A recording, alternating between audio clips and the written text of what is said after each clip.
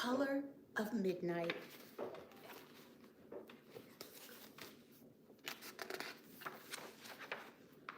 She looked nothing like her family, not even a little, not even at all. Mama was the color of dawn. Baba was the color of dusk. And Meech, her sister, was the color of high noon. Hardly anyone at school looked like Sue Wei either. People gave her sister Mitch pet names like Sunshine and Ray and Beauty. People gave Sue Wei names like Blackie, Darky, and Night. Sue Wei felt hurt every time, so she hid away while her sisters made lots of friends.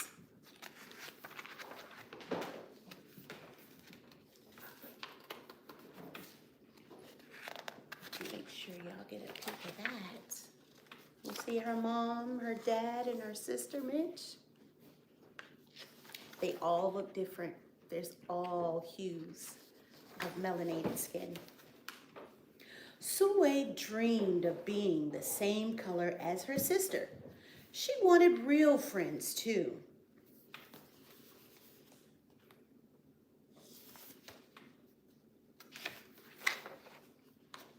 She got the biggest eraser she could find, tried to rub off layers or two of her darkness. That hurt. She crept into Mama's room and helped herself to her makeup. Oh no! She would hear about this from Mama. Sue Wei decided to work from the inside out and ate only the lightest and brightest foods. I guess she thought she could rub her skin off, but that hurt too bad. And then she tried to powder her skin. And lastly, she tried to eat all of the brightest color foods. Do you think that would work? Let's see. With a stomach ache, she went to bed early and turned to God for a miracle. Dear Lord, why do I look like midnight when my mother looks like dawn? Please make me as fair as the parents I'm from. I want to be beautiful, not just pretend. I want to have daylight. I want to have friends. If you hear me, my Lord, and would like to comply, may I wake up as bright as the sun in the sky? Amen. When Mama came in to wake her for school the next morning, Sue Wei rose to find not a trace of daylight in her midnight skin. Sue Wei told Mama everything.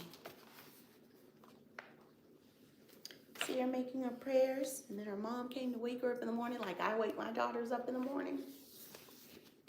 I'm glad she told her mom everything, though. Let's see what they have to say. Mama asked, "What is your name?" "Sue Wei," she muttered. "And what does it mean?" "Star," Sue Wei whispered.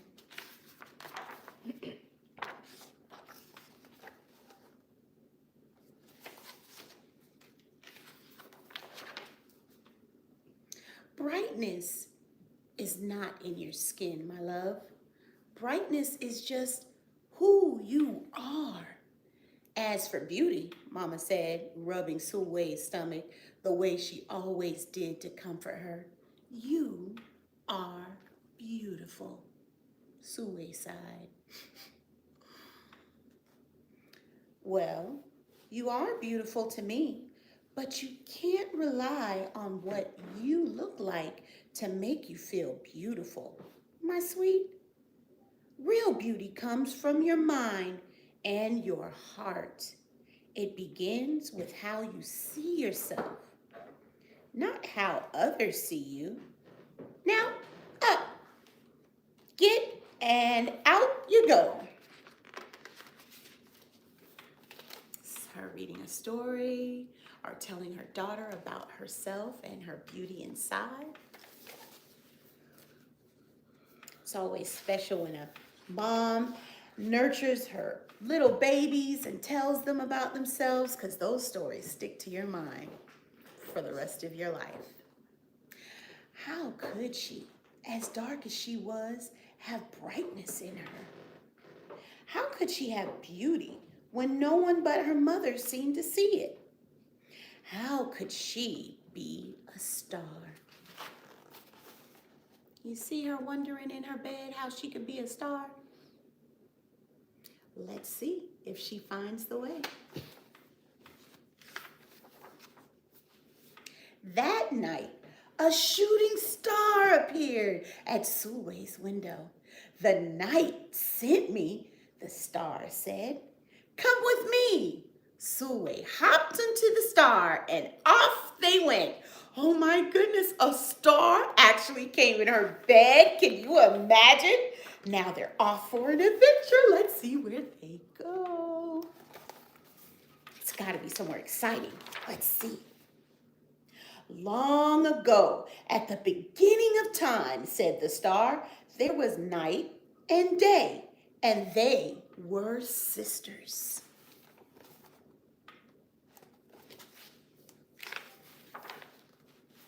They loved each other very much, but people didn't treat the sisters the same. They're sisters. Do you have a sister? I have a twin sister, and I have 3 daughters that are sisters. And people don't treat them the same because they're all individuals. Let's see how people treated these 2 sisters. Lovely, nice, pretty. That's what they said to the bright sister. People gave Day pet names like Lovely and Nice and Pretty. People gave Night names like Scary and Bad and Ugly.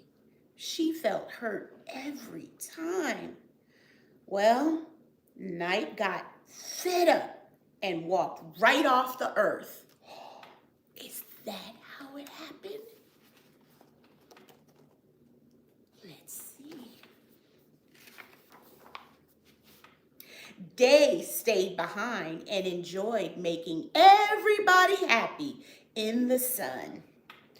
But then Day grew too long. Day began to really miss her sister, and so did everybody else. We can't have Day all the time. Too much of any good thing just ain't good no more. There had to be a way to get her back. Day set off to find Night, and she did. "I miss you," said Day.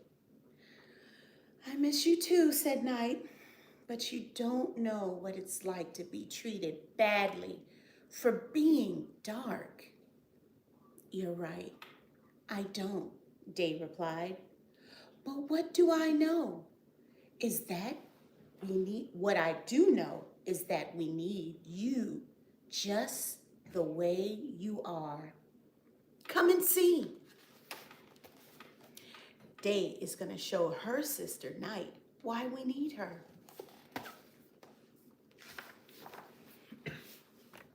Night returned and the people rejoiced.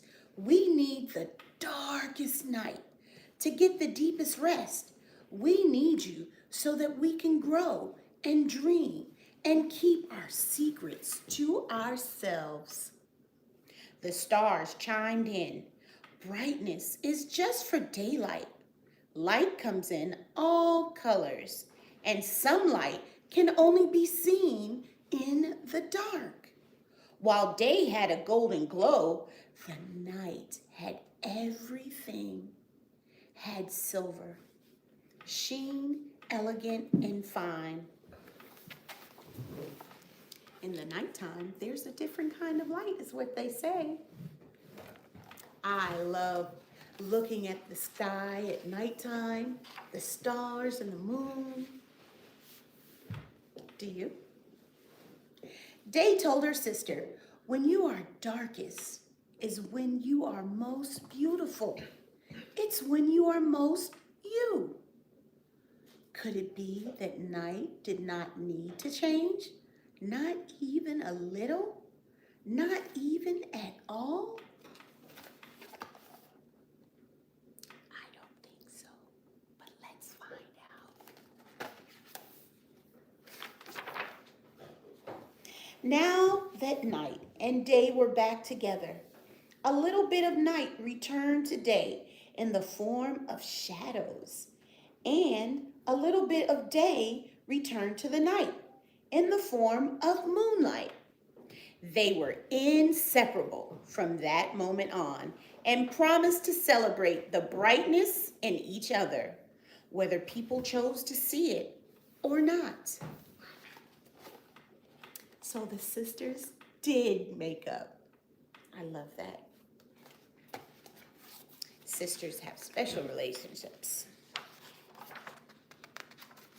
even though they pick on each other, like my daughters. You see, the star explained we need them both on their sunniest day and their darkest night, and every shade in between. Together, they make the world we know, light and dark, strong and beautiful. Everybody is needed, no matter what shade. Everything is needed. Everybody was out here with a purpose. Let's finish this story and see what happens. Sue rose the next morning beaming. There would be no hiding anymore. She belonged out in the world, dark and beautiful, bright and strong. Look at that smile. You see, she's found her purpose.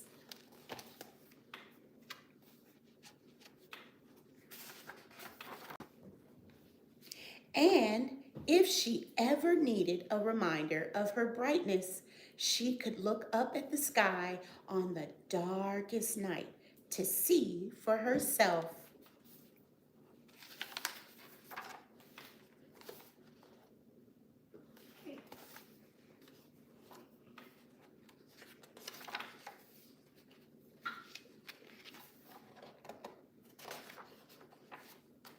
Sue felt beautiful inside and out. I hope you feel beautiful inside and out every day. That is the end. That was Sue by Lupita Nyong'o. I hope you enjoyed that book. I don't know if we have time to read another, but we might be able to sneak a border book for my little nieces and nephews that might want the smaller books. I have something for you too.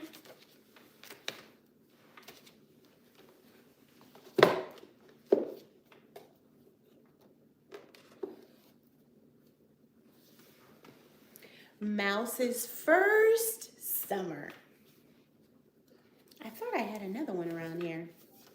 Don't we have Are You My Mother? Do we have that one somewhere? Yeah, that one is somewhere in your room or somewhere in our room. Okay, go look and see if you can find it. Okay, I'll try and find it in my room. I'm scared of yours. All right. Let's read this one while we wait. This is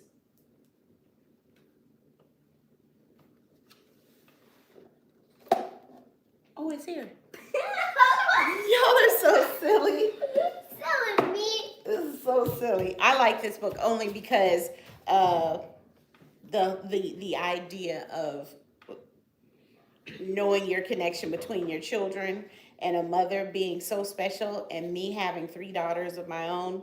No matter who babysits them, no matter where they go, they know who their mother is, and their mother knows their child. No matter if they can't see them, if they hear mom from a mile away, trust me, we know our child.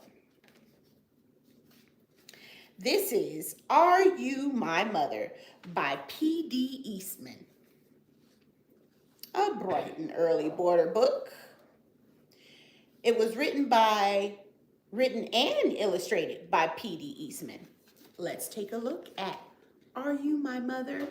The border book edition. A mother bird sat on her egg. The egg jumped. I must get something for my baby bird to eat, she said. So away she went.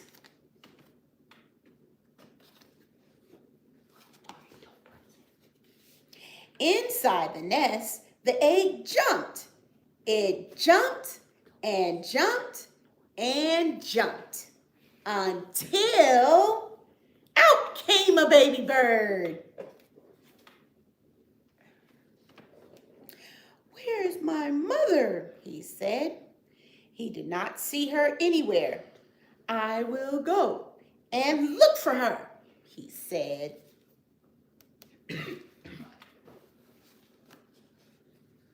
Out of the nest he went down, down, down.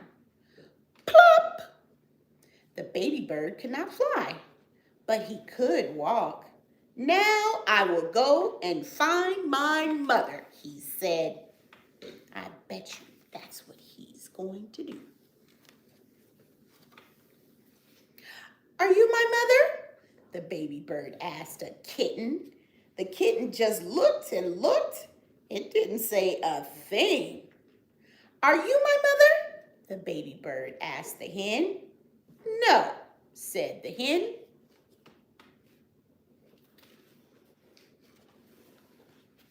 Are you my mother? The baby bird asked a dog.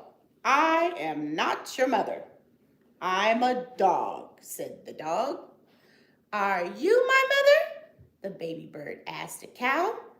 How could I be your mother? Said the cow. I am a cow.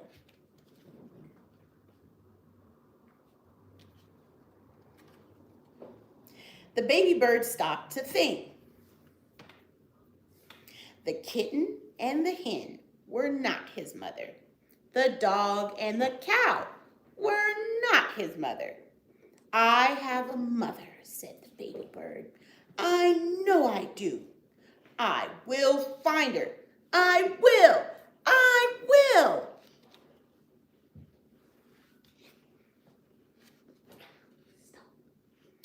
Just then, the baby bird saw a big thing. You are my mother, he said. The big thing said, snort. I don't think that's his mother. But let's just see. Oh, no, said the baby bird. You are not my mother. You are a scary snort. The snort lifted up the baby bird up, up, up. Oh, so scary. Then something happened. The snort put the baby bird right back in the tree. The baby bird was home. It helped. It wasn't his mother, but it helped. Just then, the mother bird came back. I know who you are, said the baby bird. You are not a kitten or a hen or a dog. You are not a cow or a snort. You are a bird, and you are my mother. The end. So, I have a couple of books that I'll be reading this month. Since it is Black History Month, I'll be looking for a couple of more authors that have some books that might want them to be read on Auntie Cookie Story Time. But I'm going to actually give you a peek into this book that I am so excited. I hope I get the chance to read it on my channel for you. But I'm just going to read a couple of pages from Stacey Abrams' new book. I don't know if you've gotten a chance to get it, but I'm telling you, you should. Let's read just an excerpt from her book. Stacey's Extraordinary Words. Written by Stacey Abrams. and illustrated by Kit Thomas.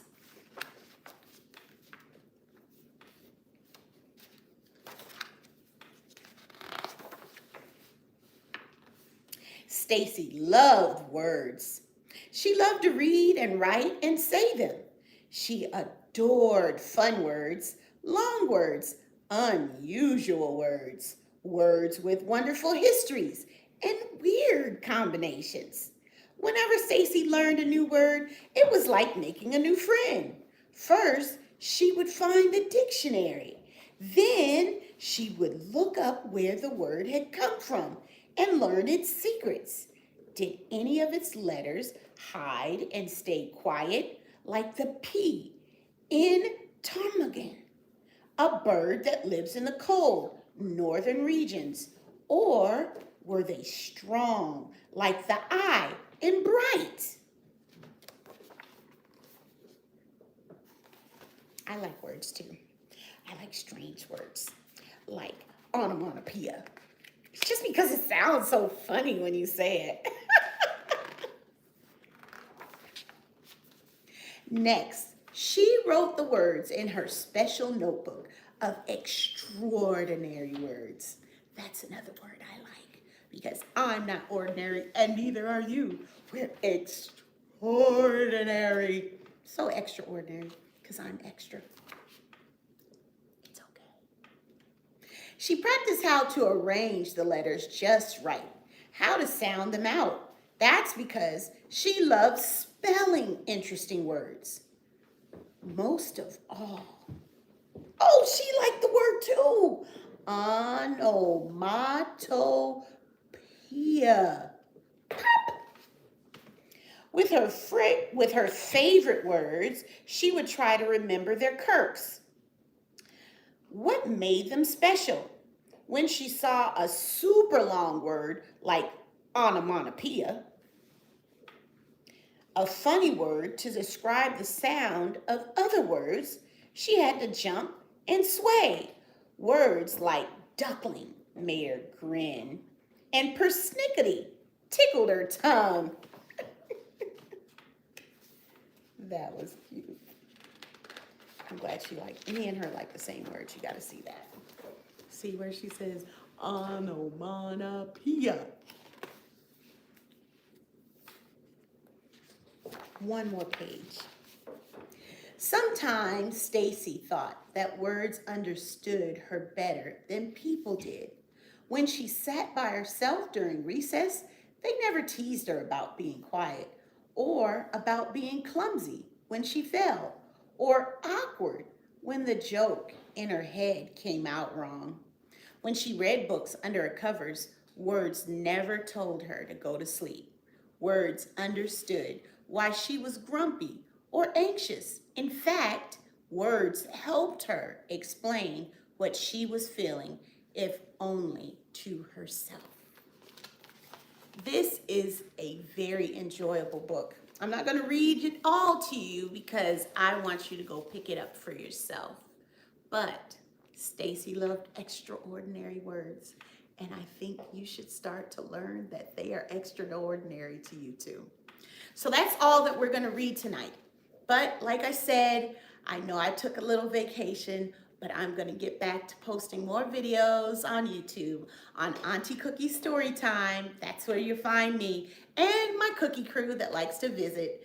I would love to invite you to come out and see it.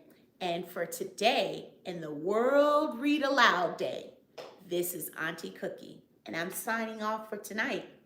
Good night and sweet dreams.